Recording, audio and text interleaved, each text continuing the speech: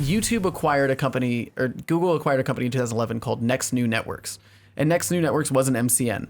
I don't know why Google chose that MCN to buy, but they bought them. And that's basically right after the acquisition is when I came on board. Because now they had this department that could like make content and also were creators and understood what creators thought. The reason they acquired it was mainly to learn. Like they had creators and they didn't have to look at you guys and like from a balcony and watch you make like, what videos. are they doing? Yeah. But that's the thing, like we would work, like part of my job was working with product and like UX and all these different departments and telling them how I use the platform as a creator. Okay. And then also they could do experiments with us since our channels didn't have to make money since we were just employees there. Right. I remember like when, before it was end cards, what was the thing you could make those bubbles? Annotations. Like we tested those out. We tested all these different features. Like we'd really go heavily in playlists, which is why leanbacks were a thing that Michael created. Yeah. Because it didn't matter if our videos failed or not.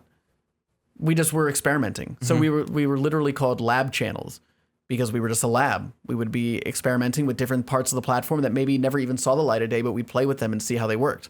But then it became a success. And it became a success. Your channel started doing really well. So as VSauce started getting bigger and bigger, we started doing less and less actual work. So like my job, because when I first started working there, I was doing Space Lab. I was also managing the YouTube New York space, like booking people, like helping them set up their gear, all that stuff. Michael with VSauce, like editing dongs and stuff. And then as I started... Dongs. Explain what a dong is real quick. So a dong is something you can do online now, guys. It's a dong. We have a whole channel, youtube.com/dong. Did that start as like just a joke that Michael had from VSauce 1? He was just like, funny, I'm just going to make this actor. Yeah. You're just in a back room in New York City somewhere editing dongs. Yeah, I'm just editing dongs, looking at dongs all day. And that has since become like its own fully fledged channel, like the Dong channel, which is really cool because you watch it, it's a few minutes long. It has all these different like things you can go do online now, guys. But yeah, okay, back to so you guys were working at Google. We were all there. Michael then transferred to the London office, I think in 2012 maybe 2012. Yeah, maybe 2012. And in 2012 he transferred to there. Kevin moved to LA to work out of the LA YouTube space, and I was just in New York by myself.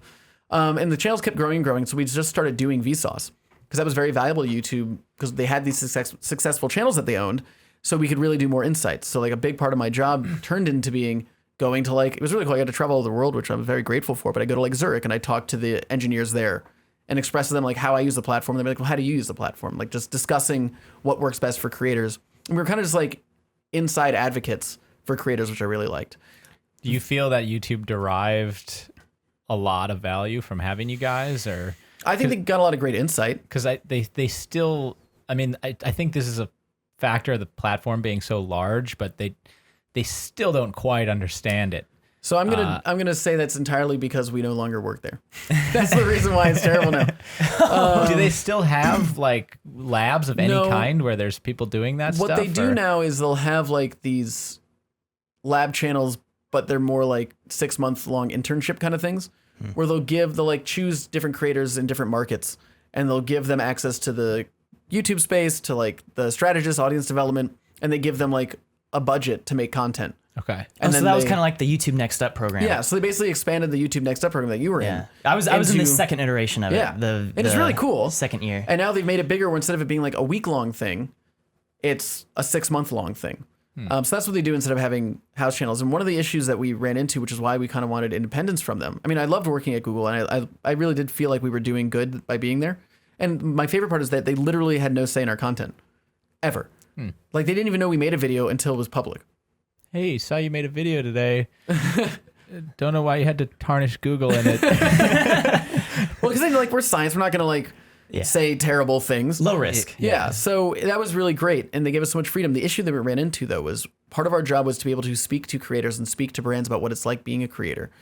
And we didn't get the full experience because we couldn't do brand deals because we were gonna do a brand deal with Google. Right. Like for Audible, like no. Get away. Yeah. So we couldn't do that. We really wanted to make this idea for what is now the Curiosity Box. I couldn't do that.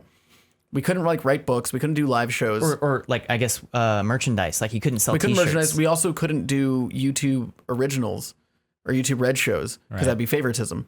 So we couldn't do any of these things that we felt as creators we should be able to do. And again, it would give us the actual confidence and knowledge to talk to creators if we could do them. So you felt a little constrained because of the connection? No, I think that the issue was, It's like you're living under Papa's house. Yeah, I don't want to. You got to make it on your own. I don't want to disparage Google because it was a lovely place to work, and I'm very grateful for the opportunities that they gave us at VSauce.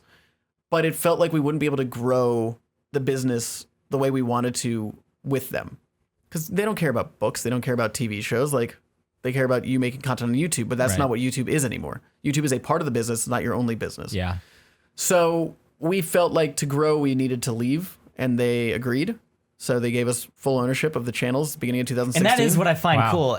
They just straight up gave you the channel. They didn't sell it to you. They didn't like work out some sort of contract. They're just like, all right, it's yours now, right? Yeah. And so suddenly you didn't have to buy it?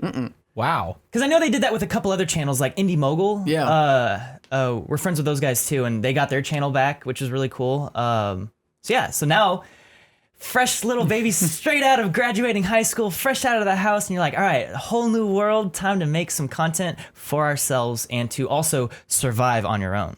Yeah, which was very important to us. Like, it's scary. Having Google there as a safety net was like very nice. Yeah. Because again, it didn't matter if the videos performed well or not. They always took it as a learning experience. So how's it gone? It's gone really well, I think. I mean, the issue is it's one of the reasons why we were able to make content so infrequently, and we could really focus on quality rather than quantity. Now we're struggling with what that looks like, but again, that's one of the reasons why we created things like the Curiosity Box, where that is what helps pay for us to make content. That was a really good idea, and all the stuff that I've seen from it has been really cool. Oh, thank you. So good work on that. I feel like half my wardrobe is from the Curiosity Box. It's not easy so to many do. of the shirts that I wear on our Corridor Crew channel are like straight up from that box. So the Curiosity Box, let's talk about that for a second. Do you have tiers, or is it one price, one thing? How there's often? only one product.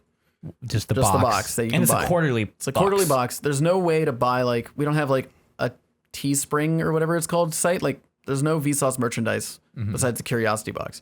And the whole reason for that box being is I remember I was talking to Loot Crate at VidCon like 4 or 5 years ago. Yeah. And they're like, hey, we want to do like a brand deal where you unbox Loot Crate boxes on your channel. And I just kind of joking, but I was like, what if I make my own box and unbox it on my channel? And they were like, oh, we've never done that before. Let's talk about it more. So I just met with them and talked to them. I was like, I want to do a VSauce box filled with science stuff. And like Michael and Kevin were into the idea. So we did the first box with them, and it was a holiday box in like 2015. End of 2015? No. Yes. No. One of those holiday boxes. And then we did it. Then I didn't particularly like working with them, so we found another company and worked with them for our holiday box 2015. And they were great because they really cared about the quality, which is what we cared about. Loot Crate was more focused on let's just make a bunch of money and sell a mediocre product. Yeah. That didn't fly for us. Yeah. So we worked with them. It was great. And from that, we learned how we could make this into something that we could actually do quarterly. Because we do spend a lot of time with it. Like, every product in there is designed by us, manufactured by us, besides things like the Steam game and the book. Those are the two things. You manufacture all those products? Yeah. Holy shit. So we find, unfortunately, it's Sorry, not all American made, but we manufacture them in Asia. And then we package them all That's here. That's a lot of work. Yeah. So we actually just finalized the design for, luckily this isn't a spoiler because this box will be shipping by the time this video comes out. But we had this really beautiful Mandelbrot poster that Michael designed. So it's really cool. Mandelbrot, you know, like the Mandelbrot set? No. So it's this. I mean, maybe I do, but it's like a please remind me. fractal. Well, I don't want to spoil. You have to see the poster. Okay. I can show you on my phone after. It looks amazing. But like, that's one of the products in the box that Michael designed, and it looks incredible. And the whole point of the box is to give you that VSauce experience at home, so you can actually touch it. So instead of a do online now, guys, it's a instead of a dong, do offline now. It's a dong. It's a do offline now, guys. It's a still a dongle. dong. It's a dongle instead of a dong. No, like one of the first boxes, because I bought like a whole year's subscription of the boxes, and we opened one of the boxes on our channel last year, the year before.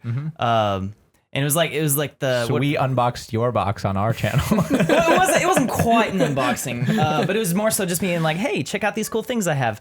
It was like the gyroscope. Yeah. And what was the blue liquid thing where it go through the pipe? I can't think of the name of it. Oh, we called it the vapor liquid. We still have it on demonstrator. The, on yeah, the that's it. On the it's on display over there. Yeah, on the shelf when you walk in. Yeah.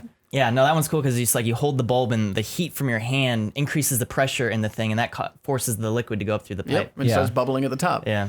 So the idea was, and again, it is expensive. It's $50 a quarter, but we didn't want to make something cheap. Right. Everything is like premium quality, premium stuff, and that's the same reason we don't sell like a T-shirt on its own. I mean, now we have like a CuriosityBox store where you can buy older products from their a la carte. Yeah. But the reason we don't make like a VSauce shirt, because it's a shirt. Like I know I feel bad because you guys are wearing quarter stuff, but like to me, it needs happenstance. I want people to like have something that they can share with others, and that also isn't another reason the box is called the Curiosity Box and not the VSauce box. Is because the hope is that people, I'll walk down the street and I'll see someone wearing one of the shirts from it, and they have no idea who I am or what VSauce is. They just really like the Curiosity Box. Right. Because I think when you create content on YouTube or any business here, and you see this in traditional talent, like, okay, yeah, they're an actor or an actress, but they also have a makeup line, or they also sell like other stuff. They do other things, and it's not called like Jessica Alba's makeup. It's some different name. Right. Right. And that was kind of the intention with it, is let's create a product that can exist outside of ourselves. So if our channels do go away, because we don't control the algorithm on YouTube, who knows? Yeah. We still have something that exists that we can still live off of, that is still a great experience for the consumer. Yeah. Right. That's something we've gone over often, and fortunately we've been able to keep things like relatively within inside the corridor brand. But at the same time, there's a lot of other ideas that we've come across where, I mean, most of the time we haven't pursued them because it's just been a time factor. But I think that is really smart in the sense of what you're saying, where you're creating something that can live on its own. And like YouTube shut down the other day. Yeah. It's a very real thing. Like it could just go away. Now it's a huge company backed by a huge company. Backed by a huge company. But you know, that said, like yeah, it's good to be diversified in any creative. Well, that's exactly it. You have to diversify your business. Like the old adage, don't put all your eggs in one basket. Yeah. Is especially true when you don't control the basket. Yeah. Like we don't control YouTube. We have no idea how the algorithm works, or like what the next apocalypse is going to be and who it's going to affect.